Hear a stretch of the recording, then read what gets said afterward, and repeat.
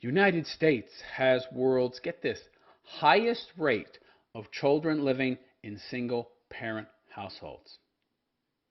That's right. Let me repeat. The United States has the world's highest rate of single parent households, meaning single mother households, on the motherfucking planet. It even beats out the U fucking K. Oh my God! That's crazy. That is crazy and scary. Holy shit. See, the United States, wow. I figured that the UK would at least beat out America. Not by much, but a little bit. No. Oh, no, no, no, no, no. The US beats out the United fucking Kingdom for the most single mothers on the planet. Holy motherfucking shit. That's crazy. Well, of course, it makes sense.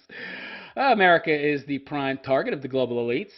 They know if they take down America, the rest of the Western world will fucking follow. So it makes sense that we'll have the highest proportion of single mothers on the fucking planet.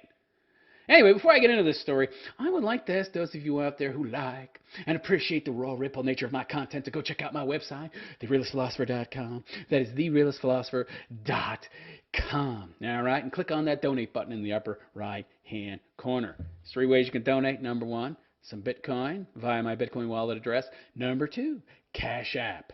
And number 3, Patreon. My Patreon is a per piece platform. I make about 8 pieces a month. So you donate $1, that's like $8 a month. 50 cents, $4 a month. So go check that out. TheRealistPhilosopher.com. That is TheRealistPhilosopher.com. Could really use your support, guys. Okay, so the U.S. has the most irresponsible women on the motherfucking planet. Oh, but realist philosopher, the men are irresponsible too. It takes 2 to tango. Yeah, but who's choosing these dudes? I mean, it's the woman that chooses and decides whether or not sex happens and whether or not a baby is born. So the onus lies on them. How dare you try to hold women accountable for anything? Oh, yeah. My bad. Women can't be held accountable for anything. So for decades, the share of U.S. children living with a single parent has been rising. Yeah. Accompanied by a decline in marriage rates. Yeah, big surprise there. And a rise in births outside of marriage. A new Pew Research Center study of 130 countries and territories shows that the U.S. has the world's highest rate of children living in single-parent households. Yeah, I'm aghast. I'm shocked. Not so much. Almost a quarter of U.S. children under the age of 18 live with one parent and no other adults. Oh, my God. 23%, that's more than 3 times the share of children around the world who do so, 7%. So compared to the world average, it's more than 3 times. Holy shit! The study, which analyzed how people's living arrangements differ by religion, also found that U.S. children from Christian and religiously unaffiliated families are about equally likely to live in this type of arrangement. Oh, really? Are they? Christians? Yeah, they're not very serious Christians, I would say. They're not real Christians, okay?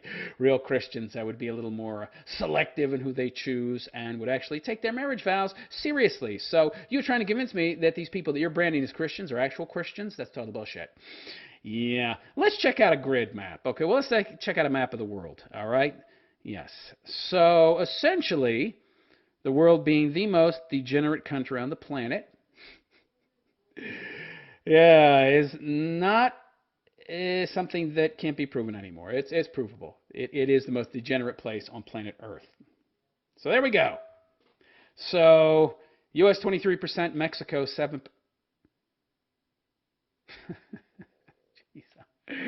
This is great. This is just wonderful, yo. Mexico 7 fucking percent. Are you kidding? Wow. Brazil 10%. Mexico and Brazil, many times more traditional than America. Yeah, that's lovely. The UK, 21%.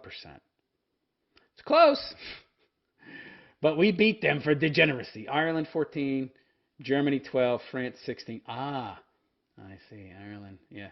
At the left, the liberals have been pushing real hard to get as many illegal aliens, refugees, into Ireland as possible. Yeah, they've been pushing the same degenerate policies lately in Ireland. They've been pushed for a long time in the UK and America. 14% ain't enough. France, 16%. Mali 1%, Nigeria 4%. This is just... Of course, if you're a leftist, this is bad, right? Oh my God, look at all those people who are still married. Marriage is a prison. It oppresses women. We have to do everything we can to destroy these families so the woman will be set free. Yeah, this is freedom. If this is freedom we're existing in America, I don't want it. Of course, we're really not free. We're slaves. And Principe 19, Kenya 16, Uganda 10. How about China? Oh, what's China at? Let me see here. It doesn't say. Oh, it doesn't say. Oh, I wonder why. China's probably like among the lowest, right? Yeah. Commie shithole. I can't get the information out of China. I wonder. Japan, 7%. Not bad. Russia, 18. Oh, not good. I can see why Putin is so anti-feminism. Yeah, Denmark, 17. Interesting. So interesting. I am curious to know what it is in China. I am curious. Probably higher than you might think, but lower than the lefties want it to be. Yeah. Because all this social bullshit, all this socialism, communistic, wanting to centralize power, crap, social welfare programs, it's all to gain power, okay? But the commie pinko socialist scumbags already have power in China, so... yeah. You won't see them shifting the focus from men to women anytime soon in China. They're red pill. They know how important men are. And they don't need these leftist tools like feminism and Marxism to get power. They already have it. So, yeah. India, 5%. Jesus, wow. Vietnam, 4%. My God. Denmark, 17. Oh, Lord. And U.S., 23%. Wow. Wow. I knew America was in trouble, but Jesus. Just to see the numbers starkly presented to you, contrasted with the rest of the world. Jeez, man. Not good. Not good at all. Oh, man. All right, it wasn't on the map, but it's here. Here we go. China. In comparison, 3% of children in China live in single-parent households. 3%. That's quite low. Yeah. 4% in Nigeria, 5% in India. Yeah. And in neighboring Canada, 15%. Yeah, give Mr. Cocteau time. He'll get that number right up there to 23 and beyond. The global elites have just been focusing their time and resources mostly on America, okay? Now that they've gotten to a comfortable place in America where they've turned it into enough of a shithole, they got Biden and Kamala into place. Now they'll start shifting some more of their focus to these other countries, all right? While U.S. children are more likely than children elsewhere in the world to live in single-parent households, they're much less likely to live in extended families. Well, of course. When you've got the government flipping the bill for women, why would they live with mama and grandmama? Yeah. In the U.S., 8% of children live with relatives such as aunts and grandparents, compared with 38% of children globally. Of course. I mean, the whole point of all this socialist crap is to destroy the family. Yeah, to get rid of any other influences other than the government. That way, you are loyal, you are a good citizen, a good comrade. Researchers have different ways of categorizing single-parent households, and this report's, I don't care. It's a long propaganda piece, by the way, trying to essentially make it look okay and even paint this in a good light, which it isn't. Economic well-being, a factor in household size. We are so wealthy in America, we don't have to live in extended families.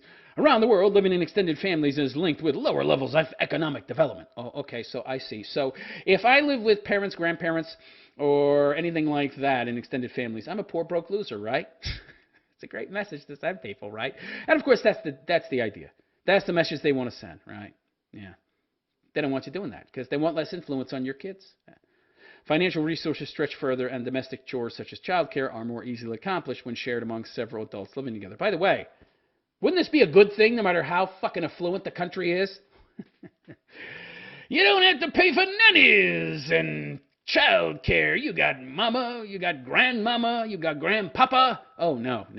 We need the woman to have as little support as possible so that the state is her daddy. The U.S., like other economically advanced countries,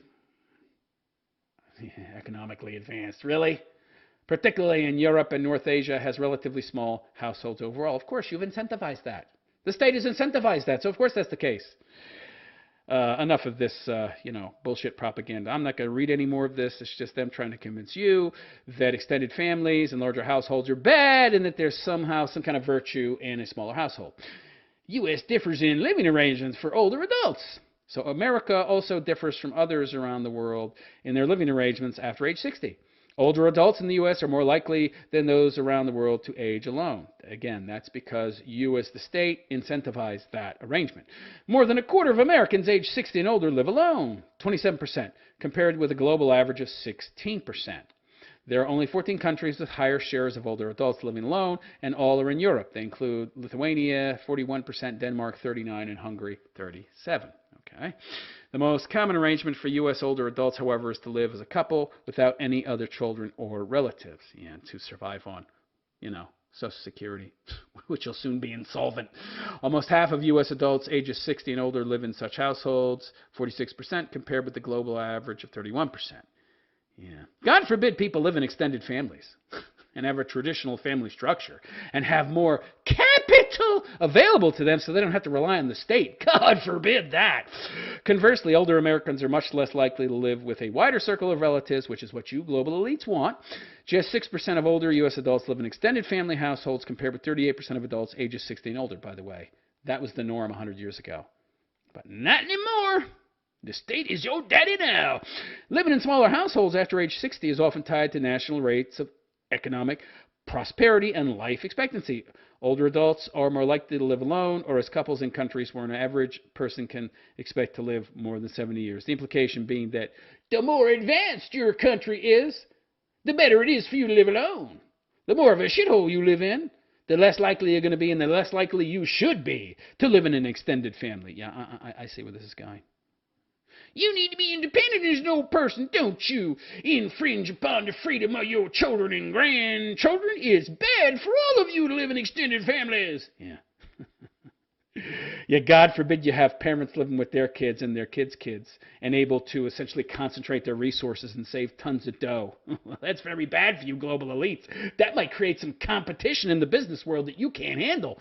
And in countries where governments provide fewer retirement benefits or other safety nets, families often face greater responsibility to support aging relatives. Yeah. God forbid you have any responsibility in your life outside yourself. Oh, no. That's bad. Despite these many differences, U.S. household patterns are also similar to those in other countries in some ways, and a few of these commonalities are tied to gender.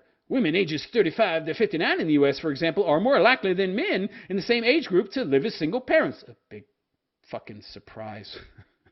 The majority of women get custody of the kids and in turn get child support and alimony, so, they're a lot more affluent than their poor broke husbands who they made poor and broke. And women on average are younger than their husbands or male cohabitating partners in every country analyzed. Of course they are. Guys don't want to marry broads their age, especially if they're older dudes. And since most dudes are waiting until they get older to get married, if they get married at all, they're going to get with younger broads because, they're the ones that can have kids. That age gap is 2.2 years in the U.S. Oh, that's sad. That's sad. Shows you how thirsty men in the West are. Well, in America especially are. And in the rest of the world ranges from 2 years in the Czech Republic to 14.5 in Gambia. I like Gambia. I like Gambia's numbers. Within the U.S., Jewish partners are closest in age with only 1 year between them. They have limited options. And a lot of Jews, they will only marry other Jews. So, yeah. Can't be picky when you have such slim pickings. While Christians and the unaffiliated have an equal gap, 2.2 years. Coupled with women's longer life expectancy, this tendency helps explain some of the differences in how older men and women in the U.S. live. Yeah. Good for her because he dies off sooner, and then she has more time to spend his wealth that she gets. More than half of U.S. men ages 60 and older, 55%, live with a partner, and no one else, while roughly 4 in 10 women, 39%, do. And almost a third of women ages 60 and older live alone. It's quite a large number, actually. While this is true of 1 in 5 men in the same age group. Okay, so the message here, generally speaking, is live alone, or at the very least, live childless with a man. Don't live in multi-generational households because that's bad. It's a sign of poverty. It's a sign of low social standing. It says to the rest of the world that you're a poor, broke loser who can't take care of yourself. There's a social stigma that needs to be attached to multi-generational households. When the truth of the matter is, the multi-generational household is the best to raise a kid in. You've got all these years, decades of fucking experience that can contribute to that kid's positive well-being as he or she grows up. Lots of experience, and if the parents and grandparents aren't libtard fucking hippie morons, then you've got some wisdom you can pass on too. No! The state needs to raise the child while both parents work. We can't have households where, God forbid, family is raising that kid. We got to get our fucking meaty paws into those kids as quickly at as young an age as possible, so we, the state, can raise these kids to support the state, to be useful idiot shills for the state. Can't have them being independent, critical thinkers who could take care of themselves. No! God forbid! Oh, so there you go. Perfect evidence of what I've been talking about for years. America is the prime target of the global elites. They know that if America falls, the rest of the Western world will soon follow, and they have been focusing every bit of their effort on degrading and degenerating America as much as possible by attacking the family. And they've done a very good job, as you can see by that map I showed you earlier. 23%.